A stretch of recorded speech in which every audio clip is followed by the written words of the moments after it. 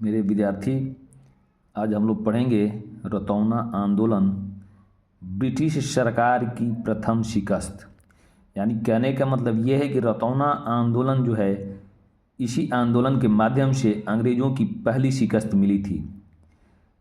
जून 1920 में ब्रिटिश सरकार ने डिब्बाबंद गौमांस के निर्यात हेतु, यानी कि डिब्बाबंद गौमांस को दूसरे देशों में भेजने हेतु सागर, जो कि मध्य प्रदेश में है, उसी के पास एक गांव है जिसका नाम है रतौना, वहाँ एक कसाई खाना बनाने का प्रयास की अंग्रेज की सरकार ने। और उन लोगों का ये सोच था कि इस कसाई खाने में प्रतिदिन हर दिन गायें काटी जाएंगी। कितनी? 1400 गायें काटी जाएंगी। आपको याद रखना है कि 1400 प्रतिदिन गाय बैल प्रतिदिन काटे जाने की योजना उस सरकार ने, ब्रिटिश सरकार ने बनाई थी।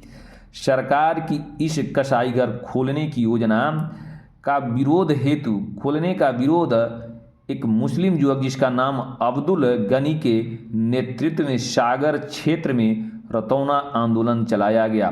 तो याद रखेंगे, ये टाइमिंग 1920 की बात है। डिब्बाबंद गौमांस दूसरे देशों में निर्यात हेतु भेजने का प्लान अंग्रेज सरकार ने किया। उनका ये सोच था कि ये आपस में, भारत को जो हिंदू और मुस्लिम हैं, इसमें एक होंगे नहीं बल्कि लड़ेंगे।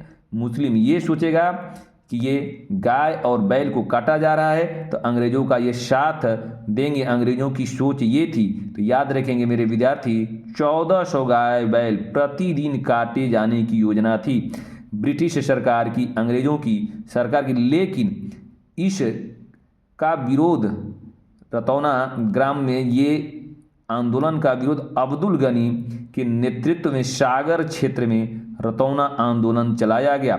पंडित माखनलाल चतुर्वेदी ने जबलपुर से निकलने वाले कर्मवीर समाचार पत्र के द्वारा रतौना आंदोलन चलाया और कर्मवीर में इस कसाई खाने के विरोध स्वरूप 1 दर्जन से अधिक लेख लिखे, जिससे कि जनता जागरूक हो सके, इस का विरोध, इस कसाई खाने का विरोध हो सके। लाला लाजपत राय ने लाहौर से निकलने वाले अपने उर्दू अखबार वंदे मातरम में रतौना कसाई खाना का विरोध करते हुए कई लेख लिखे। तो यहाँ हम लोग टाइमिंग याद करना होगा। ये ब्रिटिश सरकार कसाई घर खोलने का जो योजना बनाई सन 1920 की बात है, और प्रतिदिन कितनी गाय?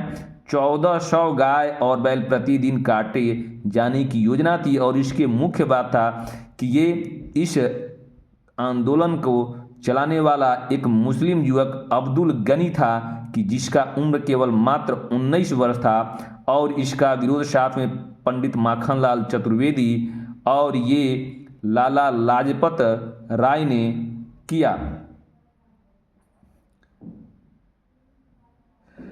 रतौना कसाई खाना का विरोध करते हुए कई लेख लिखे। अंग्रेजों ने हिंदू मुस्लिमों में फूट डालने के लिए स्पष्ट किया था कि कसाई खाने में मात्र गाय और बैल काटे जाएंगे, सूअर नहीं काटे जाएंगे। अंग्रेजों का ये सोचता कि सूअर अगर नहीं काटे जाएंगे तो मुस्लिम जो है हमारा साथ देंगे। सरकार का यह सोचना था कि इससे मुसलमान उनका साथ देंगे। लेकिन यही सोचना, यही दांव उल्टा पड़ गया। सरकार का इस कसाई खाने का सर्वाधिक विरोध किया किसी ने? एक 19 वर्षीय मुस्लिम युवक भाई अब्दुल गनी ने समस्त सागर क्षेत्र में रतौना आंदोलन चलाकर किया। अखबार के माध्यम से भी पहला विरोध एक मुस्लिम नेता जिनका नाम है ताजुद्दीन ने अपने अखबार ताज में संपादकीय लिख कर किया।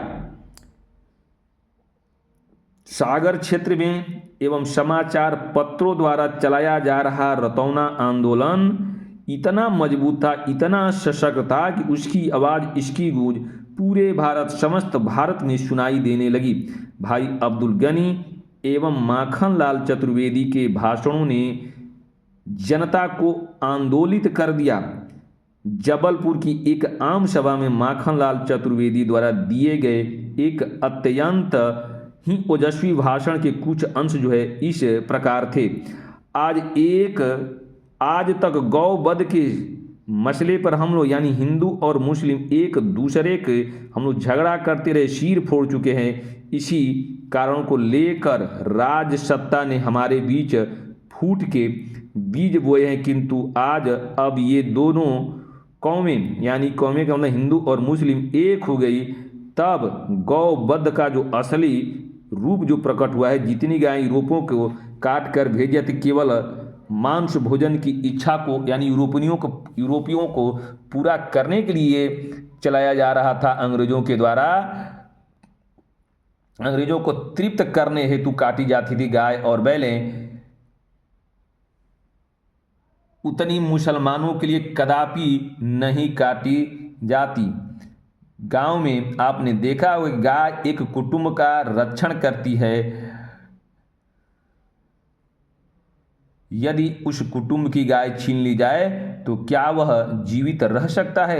यदि जल्लाद होकर 2500 जानवर कट जाने का सरकार उतारू है तो रतौना के आसपास रहने वालों को पहले जहर दे दें।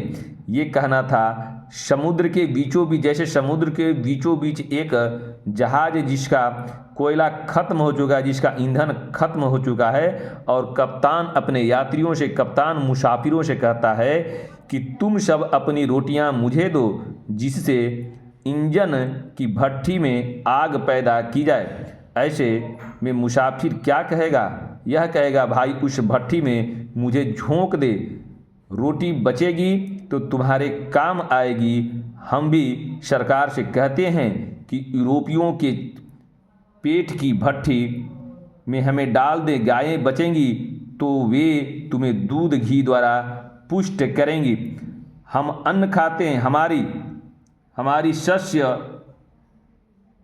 शस्य श्यामला भारत भूमि बैलों के मारे जाने से बोझ हो जाएगी और अपने प्यारे भारत के सपूतों के लिए अपनी कोख से अनाज न दे सकेगी। कंपनी ने प्रकट किया है कि सूअर नहीं मारे जाएंगे। क्यों? ये तो प्रश्न बना, क्यों नहीं सूअर मारे जाएंगे? इसलिए कि मुसलमानों की भावना का कंपनी विचार रखती है। भारत अब जाग चुका है, इस भेद नीति से अब काम न चलेगा। मुसलमानों का ये सोच था कि सूअर नहीं काटा जाएगा तो मुसलमान हम लोगों का साथ देंगे। अपने मुसलमान भाइयों की सहायता से रतौना में अड़ जाइए और अपने आत्मबल से, अपने बलिदान से सरकार को बता दीजिए कि हम स्वयं मर सकते हैं किंतु गायों को मारना नहीं देख सकते, हम गायों की रक्षा करेंगे। करमवीर 28 अगस्त 1920। इस प्रकार के तीव्र विरोध से सरकार पस्त हो गई। सितंबर 1920 में कांग्रेस के कलकत्ता के विशेष अधिवेशन की अध्यक्षता लाला लाजपत राय ने की। इस अधिवेशन में रतौना कसाई खाने के विरोध पर चर्चा हुई। इसी समय मध्य प्रांत सरकार का तार आ गया कि रतौना कसाई खाने के निर्माण की योजना त्याग दी गई और 18 सितंबर 1920 के कर्मवीर पत्र ने छापा कि रतौना का कसाई खाना बंद हो गया है। भारत के इतिहास में सागर क्षेत्र की जनता द्वारा चलाए जा रहे आंदोलन की यह प्रथम जीत थी एवं सागर की धरती पर ब्रिटिश सरकार की प्रथम नैतिक एवं प्रशासनिक शिकस्त थी। रतौना आंदोलन के प्रमुख नायक थे अब्दुल गनी 1898 से 1989 एवं माखनलाल चतुर्वेदी 1889 से 1968। खिलाफत आंदोलन में गांधी जी के प्रयासों से हिंदू मुस्लिम एकता की नींव डाली गई। वह हिंदू मुस्लिम एकता सागर में रतौना आंदोलन के दौरान भी देखी गई। रतौना गांव जहां गायें काटकर खून फैलाने का प्रयास किया गया था, वर्तमान में वहां दूध की नदियां बह रही। रतौना में एक सरकारी दूध डेयरी एवं गौशाला स्थापित की गई है। इस सरकारी डेयरी में रतौना के पास फुटेरा आदि गांव के लोगों को रोजगार मिला हुआ है। इन सभी के लिए वहाँ पक्के आवास भी निर्मित है। खिलाफत एवं रतौना आंदोलन के पश्चात भारत में असहयोग आंदोलन का आरंभ हुआ। तो विद्यार्थियों, इसमें मुख्य बात यह है कि आपको याद करना है कि रतौना आंदोलन, ये कसाई खाना जो रतौना गांव में बनाने का अंग्रेज सरकार के द्वारा प्रयास किया गया है, वह 1920 ईस्वी को, और याद रखेंगे 1400 प्रतिदिन गाय और बैल काटे जाने की उस सरकार की योजना थी। और इसका विरोध कौन किया? तो अब्दुल गनी ने किया, जो कि एक मुस्लिम युवक था और उसकी उम्र मात्र 19 वर्ष ही थी। और मुस्लिम नेता, पहला विरोध भी एक मुस्लिम नेता ही ने किया, जिसका नाम था तजुद्दीन, ने अपने अखबार ताज में संपादकीय लिखकर किया। वहाँ के लोग ये कहे कि 2500 जानवर कट जाने यानी कि काटने पर सरकार उतारे, उससे तो बढ़िया है कि पहले हमें ही सरकार जहर दे दे। ये है रतौना आंदोलन की कहानी।